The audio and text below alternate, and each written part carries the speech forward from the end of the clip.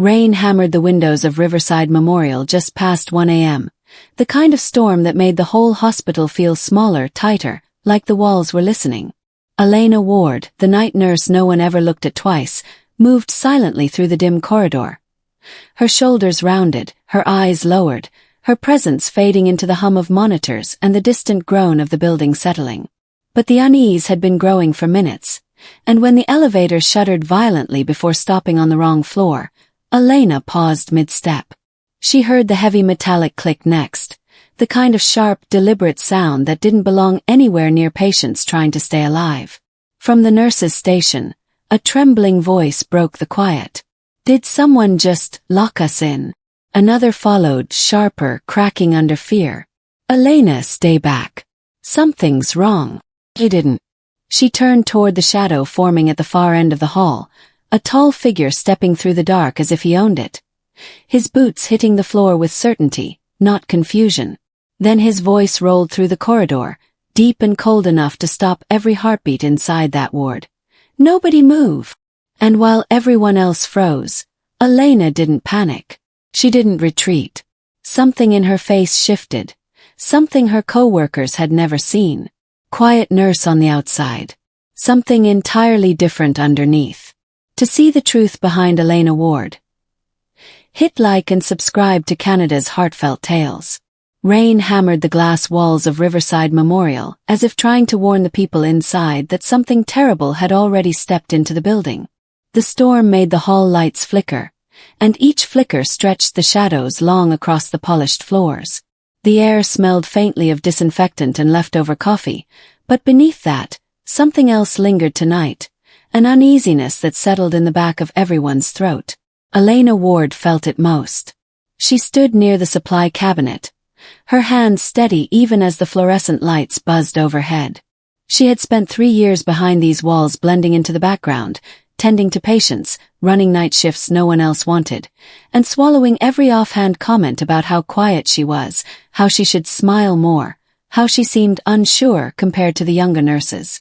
But quiet didn't mean unsure, only that she had learned long ago that silence was a stronger shield than pride. She reached for a chart when the elevator at the end of the hall jerked, screeched, and stopped mid-floor. Then came a heavy metallic click. The kind that didn't belong in any hospital. "Did you hear that?" Devon whispered from the nurse's station, his eyes darting toward the elevator. "Elena, something's off." She didn't answer. Her pulse deepened but didn't quicken. It was the same stillness she remembered from a life she no longer spoke about, a life where danger didn't announce itself. It simply stepped forward. "Hey!"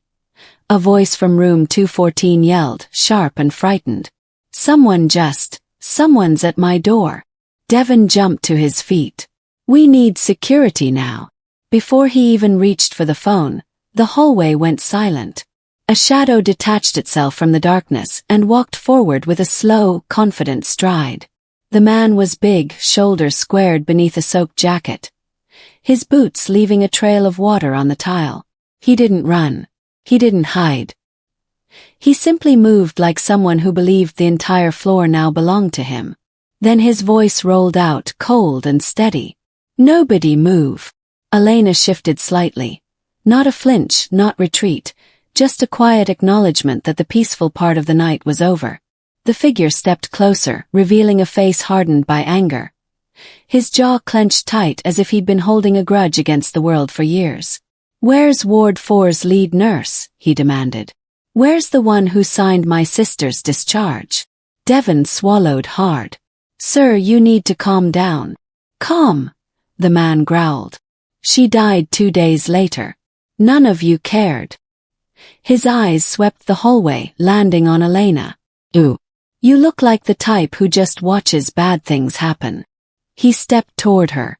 Devon tried to intercept, but the man shoved him into the desk, knocking a stack of charts to the floor.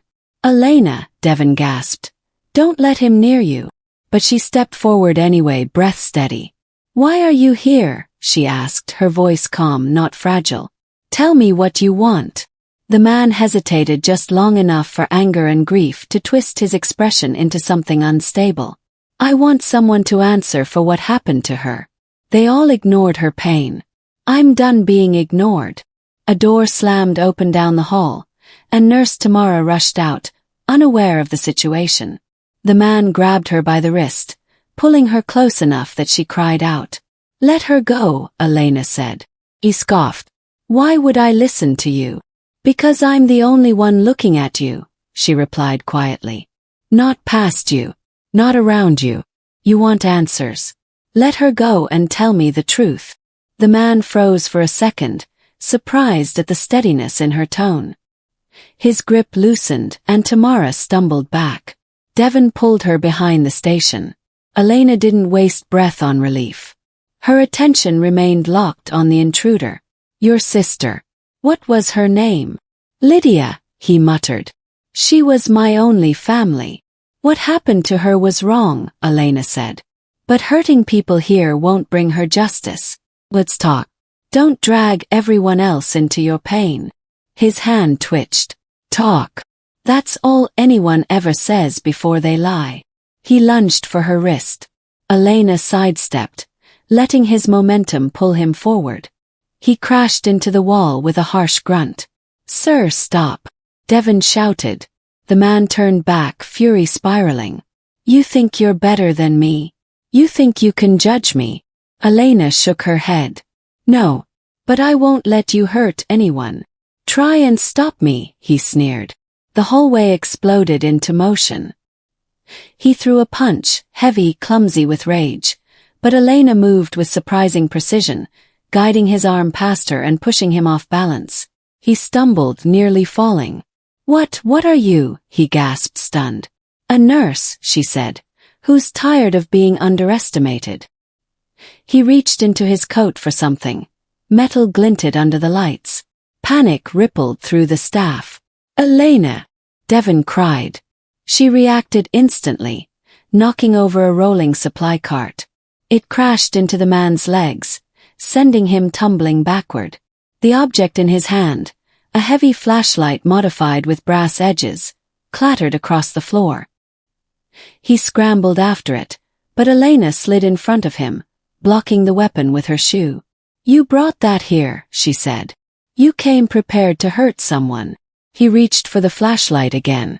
She stepped on his hand, pinning it. Stop, she ordered. I lost everything, he shouted up at her. What did you ever lose? Her expression didn't break. More than you think. Pain doesn't give you permission to destroy what's still standing. He roared and shoved upward, knocking her off balance long enough to slip free. He grabbed the flashlight and ran toward Tamara.